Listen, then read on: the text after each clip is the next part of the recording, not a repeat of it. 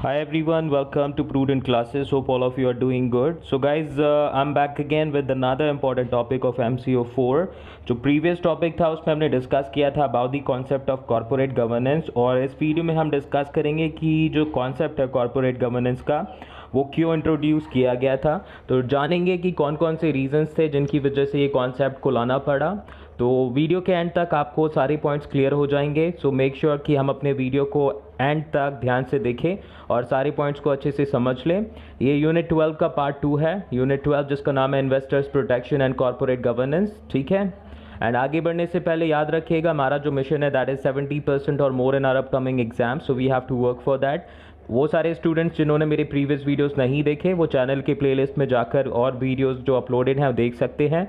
Almost सभी subjects पर मैंने वीडियोस प्रोवाइड की हुई हैं, तो उनको देखिए और अपने एग्ज़ाम्स की प्रिपरेशन और बूस्ट कर लीजिए। ठीक है, तो विदाउट फर्दर अडो स्टार्ट करते हैं अपना मेजर कॉन्सेप्ट। तो अभी एक डायग्राम के थ्रू कुछ इंपॉर्टेंट पॉइंट्स हैं जो कि मैंने मेंशन किए, जो कि मेजर पॉइंट्स हैं जिनकी वजह से कॉर्पोरेट गवर्नेंस इंट्रोड्यूस की गई है। ठीक है, so question is why corporate governance was introduced. So the concept of corporate governance was introduced to inspire and strengthen the investors' confidence by ensuring transparency in the functioning and reporting, accountability and fairness to investors' interest, and by respecting the aspirations of the multiple stakeholders of the company and society as well.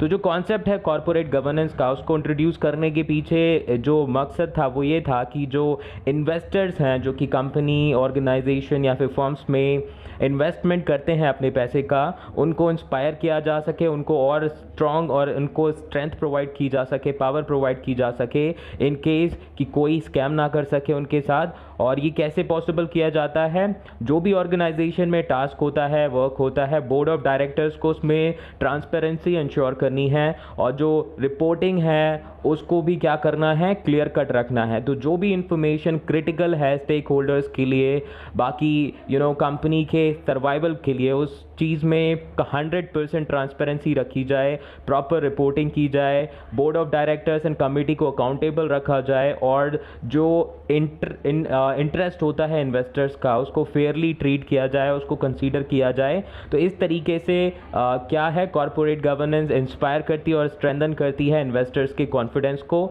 इसके अलावा जो aspirations होती हैं अलग अलग stake holders की, company के और सोसाइटी के, उनको भी ड्यू रेस्पेक्ट प्रोवाइड की जाए। तो यही पर्पस होता है कॉर्पोरेट गवर्नेंस का। ठीक है, सो आई एम श्योर कि इतना पॉइंट आपको समझ में आ चुका होगा। तो आप चाहें तो इस डायग्राम का स्क्रीनशॉट ले लीजिए फॉर फर्दर रेफरेंस एंड आगे बढ़ते हैं और डिस्कस करते हैं और जो पास्ट में या हिस्ट्री में केसेस हुए जिनकी वजह से कॉर्पोरेट गवर्नेंस इंट्रोड्यूस हुआ उनके बारे में जानते हैं। ठीक है, so let's proceed to our next slide. So point number 1 on this particular slide say corporate governance was officially taken up as an issue in UK, which is United Kingdom, in 1990 as a result of a series of business scandals in the late 1980s, which created public outrage at the scam of pension funds of Maxwell Communication Group.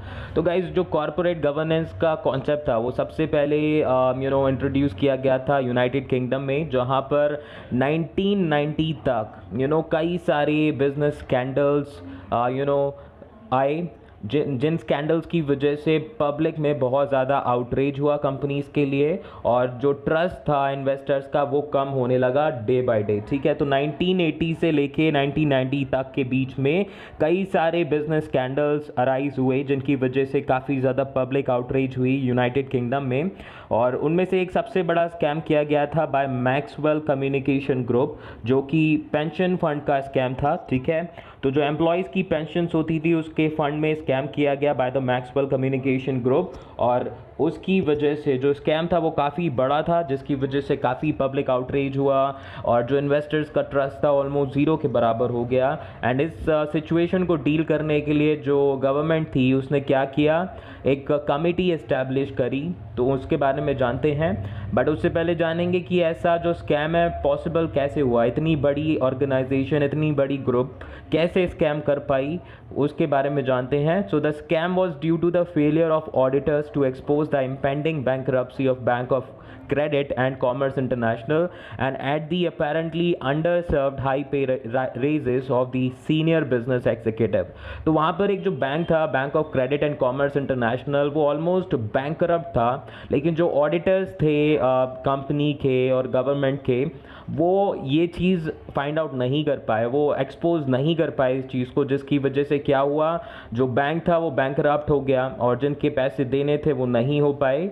And इसके अलावा जो senior business executives थे इनके Maxwell communication group के, उनको high पे raises दिए जाते थे कंपनी की तरफ से बिना कोई रीज़न के, बिना कोई एक्स्ट्रा वर्क के। तो उस वजह से क्या था, ये जो फेलियर था, ये जो स्कैम है और काफ़ी बड़ा हो गया। तो यहाँ पर जो ऑडिटर्स थे जिनको ये चीज़ क्या करनी थी, शो करनी थी, बतानी थी, एक्सपोज करनी थी, वो नहीं कर पाए। तो उनके फेलियर की वजह से ना तो जो बैंकरप्सी थी bank of credit and commerce international की, वो एक्सपोज हो पाई, और ना ही जो आपकी रेजेस दिए जा रहे थे सीनियर बिजनेस एग्जीक्यूटिव्स को, उनके बारे में क्लैरिटी किसी को मिल पाई। ठीक है, नाउ द नेक्स्ट पॉइंट पर जाने से पहले हम एक बार जान लेते हैं छोटा सा एक डायग्राम, जिसके थ्रू आपको ये पॉइंट और भी ज़्यादा क्लियर हो जाएगा। तो जो मैक्सवेल ग्रुप पेंशन स्कैम था वो बेसिकली क्यों हुआ, क्योंकि जो ऑडिटर्स थे वो बिजनेस स्कैंडल्स को एक्सपोज करने में फेल रहे। ठीक है, तो Maxwell group pension scam occurred because of the failure of the auditors to expose the business scandals. And इसकी वजह से क्या हुआ, इंट्रोडक्शन हुआ of the concept of corporate governance. तो कॉर्पोरेट गवर्नेंस का जो कॉन्सेप्ट है उसका इंट्रोडक्शन यहीं से स्टार्ट हुआ, जहां पर एक पेंशन स्कैम हुआ मैक्सवेल कम्युनिकेशन ग्रुप की तरफ से। और इसमें सिर्फ उस ऑर्गेनाइजेशन का ही नहीं, वहाँ के जो ऑडिटर्स थे और जो गवर्नमेंट ऑफिशियल्स थे उनकी तरफ से भी काफ़ी ज़्यादा प्रॉब्लम्स थी, वो एक्सपोज नहीं कर पाए उनके इश्यूज़ को, जिसकी वजह से ये स्कैंडल हो पाया। और फर्दर गवर्नमेंट को स्टेप्स लेते हुए कॉर्पोरेट गवर्नेंस का कॉन्सेप्ट इनिशिएट करना पड़ा। तो अभी नेक्स्ट स्लाइड में आ चुके हैं, इसमें पॉइंट नंबर 1 के थ्रू जानेंगे कि कौन सी कमेटी एस्टैब्लिश की गई थी। तो you can see a committee headed by sir Adrian Cadbury was appointed in 1991 to recommend a code of good corporate governance and suggest ways and means to ensure its compliance. तो इस situation को deal करने के लिए committee establish की गई by the sir Adrian Cadbury, जिसका नाम रखा गया कैडबरी कमेटी। ठीक है, तो ये कमेटी कब अपॉइंट की गई, 1991 में। और इसमें जो एक कॉर्पोरेट गवर्नेंस के जो गुड कॉर्पोरेट गवर्नेंस है उसके कोड्स इस्टेब्लिश की गए और बताया गया कि किस तरीके से इसको कंप्लायंस किया जाएगा, यानी किस तरीके से इसको फॉलो कराया जाएगा। तो जो सर एड्रियन कैडबरी थे, इन्होंने कमेटी बनाई 1991 में, जिसमें गुड कॉर्पोरेट गवर्नेंस के कोड्स क्या गए थे, रिकमेंड किए गए और बताया गया कि किस तरीके से इन कोड्स को क्या किया जाएगा, कंप्लाइंट कराया जाएगा, फॉलो कराया जाएगा कंपनीज के through. So the Cadbury Committee report mainly dealt with aspects of financial transparency and the related roles of directors and auditors.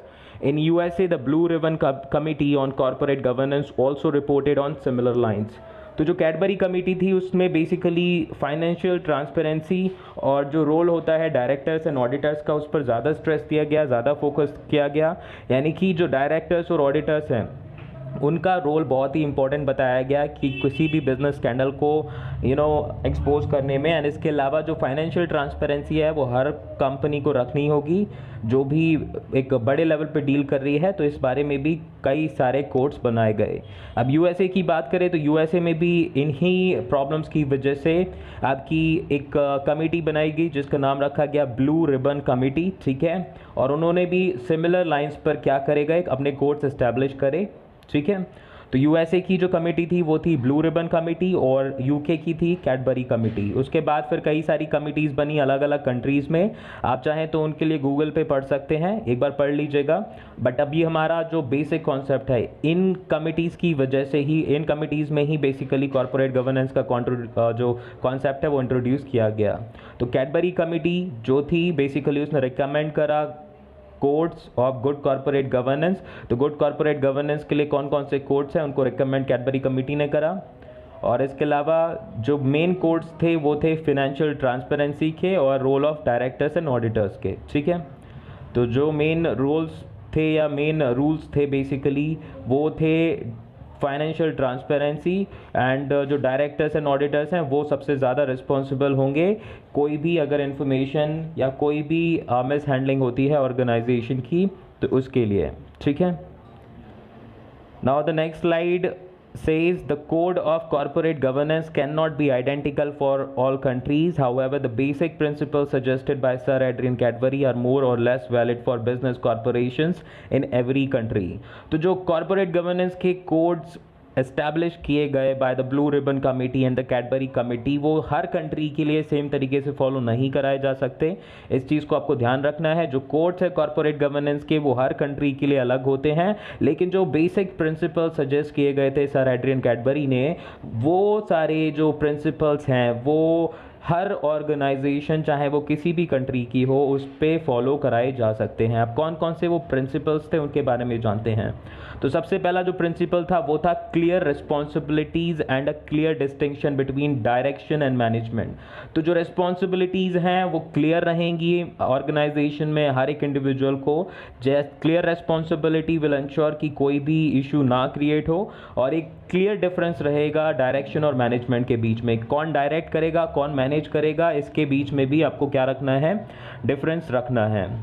Now check and balances in the governance structure. तो जो organisation होती है जब आप उसको govern करेंगे तो उसमें चेक और बैलेंसेस होना चाहिए, यानी कि बीच बीच में डिप चेक्स आपको करते रहना है टू इंश्योर कि कहीं भी किसी भी तरह की गड़बड़ ना हो ऑर्गेनाइजेशन में। ओके, एंड इसके अलावा जो थर्ड पॉइंट बताया उन्होंने वो था effective financial control and transparency, यानी कि जो फाइनेंशियल कंट्रोल है उसको प्रॉपरली मेंटेन किया जाएगा और ट्रांसपेरेंसी रखी जाएगी अपने फाइनेंशियल टास्क में। Okay, and the last point is accountability and fairness to all stakeholders, social and environmental concern। And इसके अलावा जितने भी स्टेक होल्डर्स है ऑर्गेनाइजेशन के वो और जितने भी सोशल एंड एनवायरमेंटल कंसर्न हैं उस पर ऑर्गेनाइजेशन अपनी अकाउंटेबिलिटी रहेगी और फेयरनेस के साथ इन सारे कंसर्न्स को डील करेगी। तो these were the principles suggested by sir Adrian Cadbury in the codes of corporate governance. और ये जो कोड्स हैं जो प्रिंसिपल्स हैं ये सभी जगह पर हर बिजनेस ऑर्गेनाइजेशन में ऑलमोस्ट यूज़ किए जा सकते हैं, और यही इन्हीं के बेसिस पर एक गुड ऑर्गेनाइजेशन एस्टैब्लिश होती है। ओके, तो आई एम श्योर गाइज कि जितने भी पॉइंट्स हमने डिस्कस किए आपको सभी अच्छे से समझ में आए होंगे। किसी भी पॉइंट में डाउट हो तो आप कमेंट करके पूछ सकते हैं, अदरवाइज एक बार इस वीडियो को दोबारा देख लीजिएगा। आई गारंटी कि आपको पॉइंट समझ में आ जाएंगे। एंड फर्दर किसी टॉपिक पर आप अगर वीडियो चाहते हैं तो you can comment me. Apart from that if I talk about, बहुत सारी वीडियोस ऑलरेडी अपलोड हैं तो प्लीज़ आप उनको देख लीजिए एंड चैनल सब्सक्राइब ज़रूर कर लीजिए जिससे कि फ्यूचर वीडियोस की नोटिफिकेशन मिल सके। तो ऐसी काम की वीडियोस मैं लाता रहूँगा। मिलते हैं नेक्स्ट वीडियो में, तब तक के लिए thank you so much. Perform best in your exams. Bye bye.